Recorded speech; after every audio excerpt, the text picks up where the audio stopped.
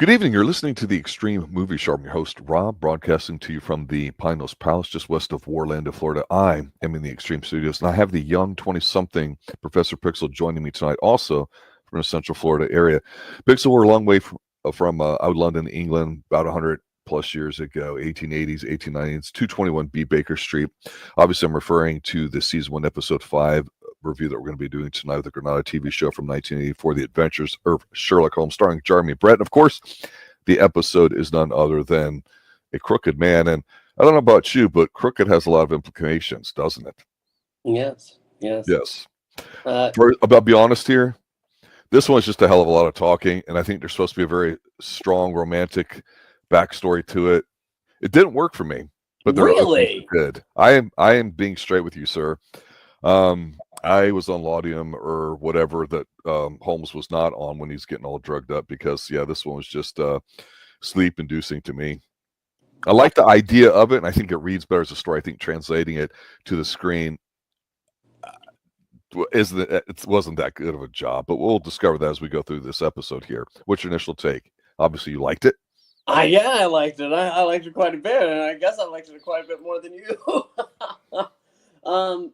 No, this story, yeah, you're right. It is a lot of talking. But I don't know. Start off loving note. I've talked about before how I really enjoy the typical format. I don't know if we've had enough episodes to say typical, but the client comes in, sits down, describes what has been happening to Mr. Holmes, and from there, the case takes off. This does not follow that at all. Correct. This rather has Holmes called in after what looks to be a terrible situation. A husband and wife fighting. They're unable to get into the room. She screams. So the butler goes around, goes through the window. His master his head is beat against the fireplace. His head is dead. His head is dead, and it has this really stupid look on it. It's supposed to look like terror, as it's described later, but it looks like he was laughing a little bit. I'll interject a key point to that observation because it is kind of a silly look. And I think that's one of the things I just mentioned about translating from the book. Did you know, though, if you get concussed or you get some sort of serious brain damage, there are certain postures that your body has a tendency to flinch into? So, like, for example, if you get a concussion, I'm thinking of one that happened this past year in football where a guy got hit before he hit the ground, the fumble was going out. He had his arm kind of cocked at a 90-degree angle and it looked really weird. And there's just different kinds of ways you can convulse and all that stuff, too. So I get it was supposed to look kind of like it's terrifying, but that becomes pertinent later on when they make the observation of that, like, he was, scared to death versus this or that or whatever. Because if it's just a blow to his head, why would he be scared? Yeah.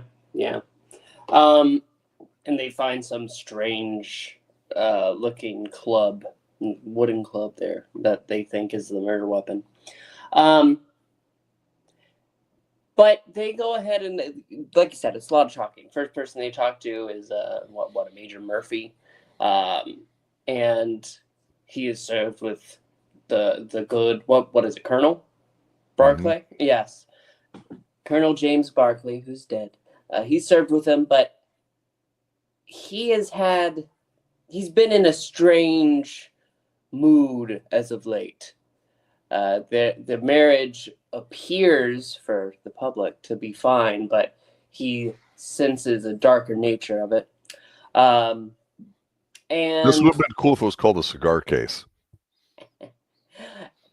But ultimately, even though he does speak with some admiration for the wife, Nancy, the suspicion of maybe he was interested, maybe he was involved, is almost quickly just tossed away.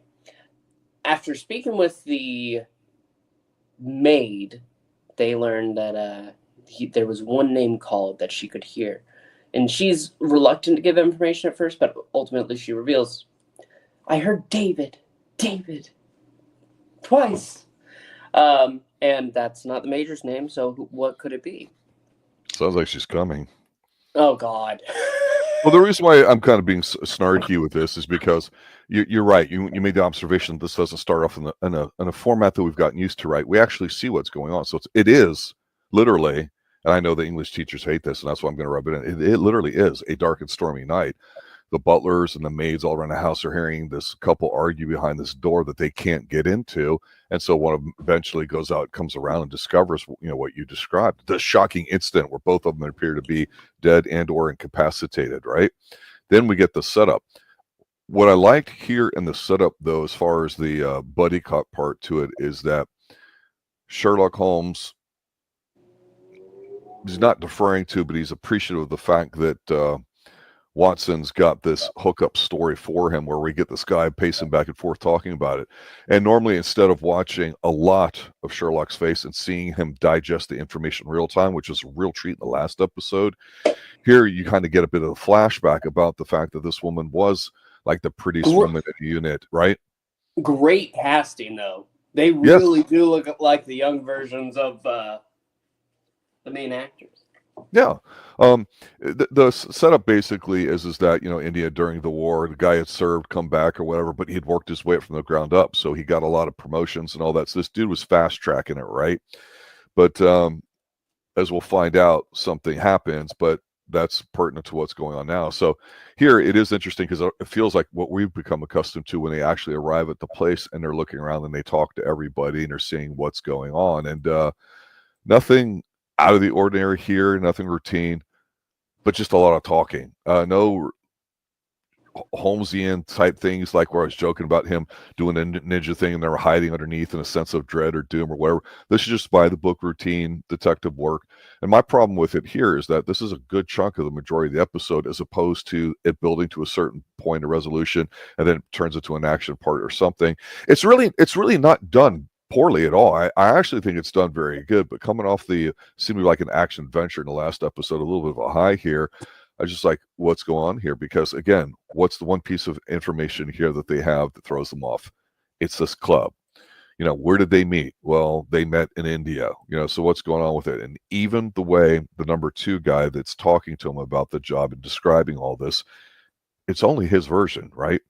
Yeah. So even you begin to wonder from the way he's talking, like, hey, this woman's a catch. So maybe another dude might be involved or maybe himself.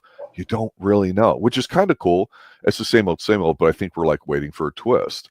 I did like it when they go outside though, and it's that grayish kind of afternoon and it's rainy or whatever, and they're looking around for stuff and they're looking for fingerprints and stuff. There's a kind of an interesting little thing here, like, okay, they're kind of giving us what I think we're getting used to here, but the pacing of the footprints they find are odd. So you can have your stride length and frequency, and that gives you speed if you want to get technical on it. But it's a bit odd. And then, of course, when the guy was having problems and the lightning was going off, their parakeet was screaming. And, of course, they discover that the one's in there. Not a talking one, of course. So, I don't know. There's animals. There's all sorts of stuff here. The only thing that we know is this woman and man, when we see the flashback, we're arguing. This is in the second act here. She goes to the missionary work to do, believe it or not, she's not having an affair. It's just missionary work. Yeah. So she goes to all the scrubs, and you can tell the husband really doesn't want her to go. He's like, well, if you want to be around the filth and all that. And you could say he's being a jerk here, and he does come across as heavy-handed. I think there's no doubt about it. There's an element who said, hey, you're a high society woman like myself. Why waste your time among people that in England during this industrial time we get really filthy? And it's one of the things the show does great is the set pieces and the costumes, because you see her, she's not a snob. She goes there and she's working with people that just need a handout, for lack of a better term, the support system that existed back then in England and other somewhat industrialized societies there too, whether it's church or not. So it was kind of neat to see that the turn century remind you that London and England in general is just dirty and gritty. But it becomes even more interesting. And the only thing that I thought was really going, oh, this is where the episode's going, is when Holmes and Watson themselves find this place where this guy's performing at. He's got like a mongoose with him and stuff. But let you fill in a few blanks here. Yeah. They go to where the charity work is being done. It's a church. And the woman, again, she swore to secrecy, but she has to clear her friend's name, so she'll go ahead and say what she saw. A man that's hobbled over goes ahead and he comes in one day, and he's just looking for some help. And he looks like a pirate, kind of, the dude. Yes, He's he all does. ragged. I mean, he's got a very weathered face. I mean, visually, it's very striking, very aesthetic, and very grungy looking. I highly approve. Yes. And when he goes ahead, he comes on in. She calls Nancy's attention to him. And, that poor soul looks like he needs more help than half the people here. Mm-hmm. Nancy goes over and tries to go ahead and call his attention. But then there's this pause. A little bit of recognition. They go over and they're talking quickly. And then he departs. Yeah. So, with that, you're right. They go into, what is it, like a bar, a pub that he's performing that night? This is how this guy, who's obviously physically compromised, he's got his mental faculties about him, so the only way he can really earn anything is basically being like a street performer in a sense, or whatever, and all that, his own version of it, if you will. So, I mean, it's pretty...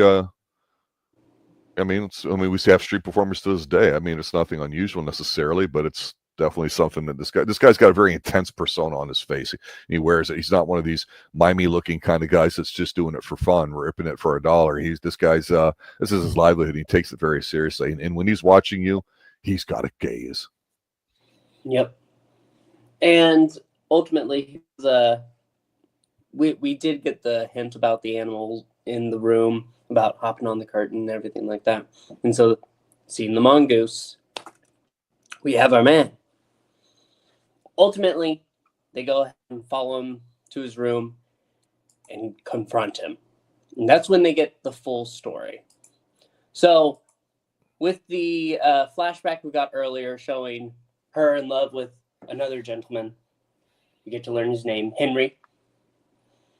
And it's one night, they're fighting intensely with the rebels. He's picked to go ahead and, lead some information down to the...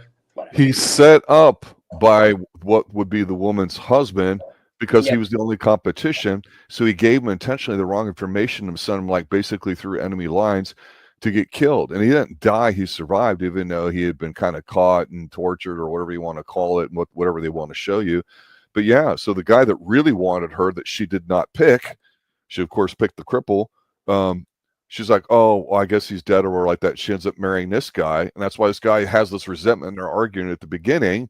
And to your point, he shows up in the room literally, and because he saw her while she was doing the work. So it's just a completely innocuous kind of random thing. He wasn't stalking her, creeping on her.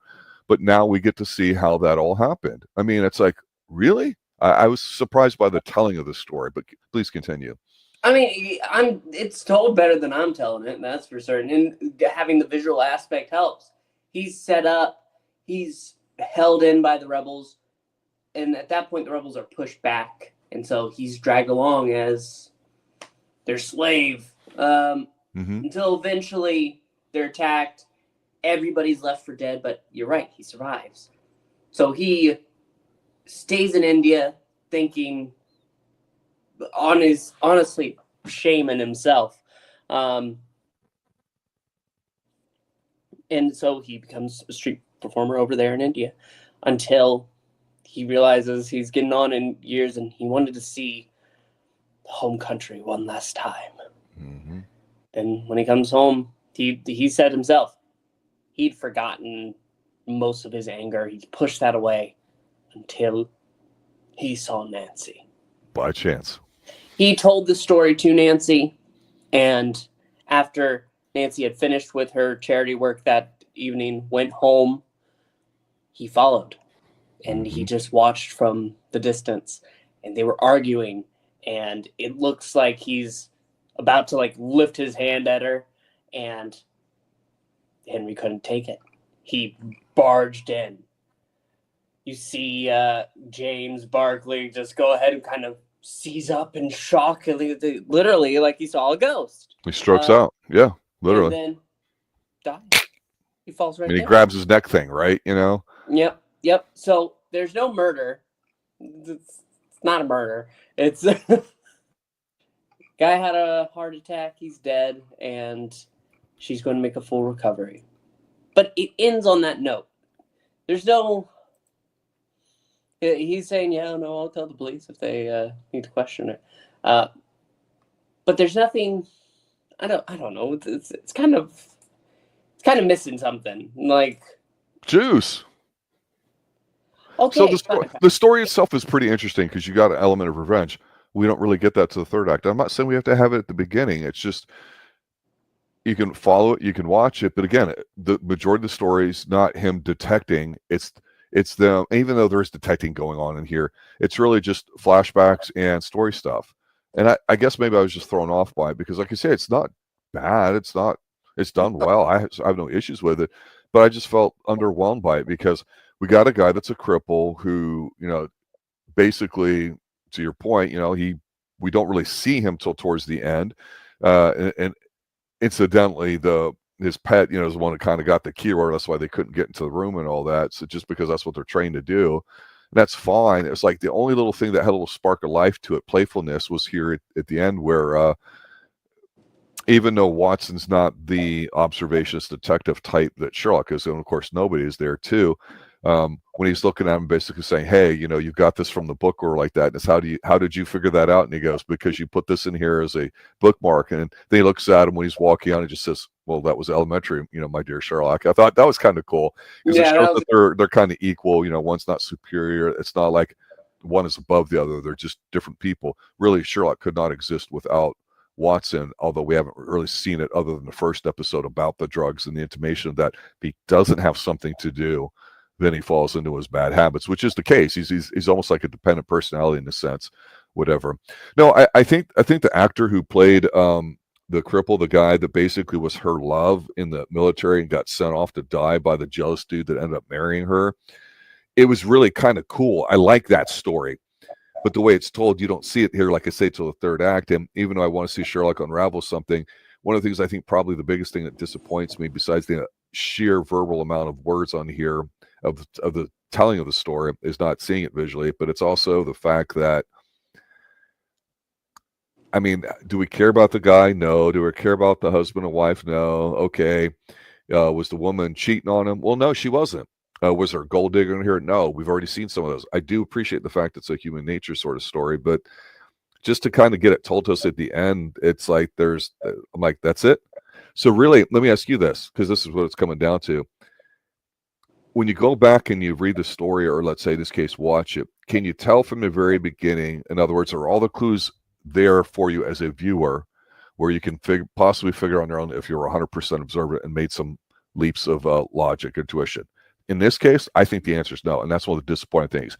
I had no chance here as a viewer until a third act, or second act, when it's intimated and you introduce, some of your final characters that can happen. That's what's disappointing to me, because then I don't have a chance to kind of use my brain and engage, which is what I think has been the beauty of some of these first few episodes, is that you can do that with that and watch some of the mannerisms. If you can't get the detecting part, you can see him growing as a character. You can see something growing in a dynamic of those two. You can see something of London. Here, basically, was just a love story about a war that really just Sherlock happened to be involved in, and that's it. It really meant nothing to me. So here's the thing. Ultimately, I don't know if I actually fully agree, because I thought, what if he just fell and died? What if she didn't actually do anything? What if she slapped him and he tripped? Like, that's manslaughter, but she wasn't trying to kill him. But say you're right. Yeah. There's no unique way of looking at it. There's no path that we haven't seen before. I mean, look, this is a story that's as old as time, with jealous guys and women and all that. And I appreciate that aspect, but it's the telling of it. Okay, yeah. So what if she did slap him? Big deal. Yeah. No. Where's the Sherlock thing that makes it Sherlock? Because Sherlock's the character. It's not the story, right? So if you're not going to give me anything with Sherlock with his character, which we don't get a lot of in here, give me something in the story. What you did do in here was tell it completely different, which is mostly by flashbacks. And just to me, while it's plausible, it just wasn't very fun. That's why it's one of my least favorite episodes so far. Okay, I get that. I still think it's good. I think overall it's good. Well, I will say this: a bad episode is still good TV, especially compared to what's out there today. No doubt about it. So I'm not that disappointed, but it's more of a relative comparison here. Yeah, no, that's fair. That's fair. Other final thoughts, sir. Other final thoughts. I almost wish there was just something at the end. I think ending with him feeling somber in the room about maybe telling the police. If he had gone to see her like one last time, that would have just been a better touch note to end on. You know, because it's just lacking that part. And you're right. All these are human stories, human connections. But that human connection is just left kind of dangling. Oh, she'll make a full recovery. Oh, good. Thank heavens. Yeah, we have no reason to want them to be together, even though it's a good story. But when you go ahead and you get to that final part, and there's no saying that that they'll be together until he goes ahead and dies, but just for him to go ahead and see her one last time with some kind of, I don't know. But the point is what's the mystery? If the club showed up as a gift, at the door, and then all of a sudden the husband starts acting differently and hides it from his wife, and then something happens. Now we're like, okay, who sent it and why? What's the significance of it? Automatically, we're asking questions, right? We're involved. We're engaged in the story. We don't have that here. That's true. Yeah. Well, I mean, it's like I say, it's bad episodes. It's still a solid episode of television, so can't be too disappointed. But fairly weak as far as I'm concerned. We'll talk more about the strength of the Sherlock character and some of the episodes as we dive here in season 1, ladies and gentlemen, Sherlock Holmes: The Adventures of from 1984, starring Jeremy Brett. Stay tuned next week when we cover episode 6, The Speckled Band. Good night now. This has been an Arthur Conan Doyle adaptation. Good evening.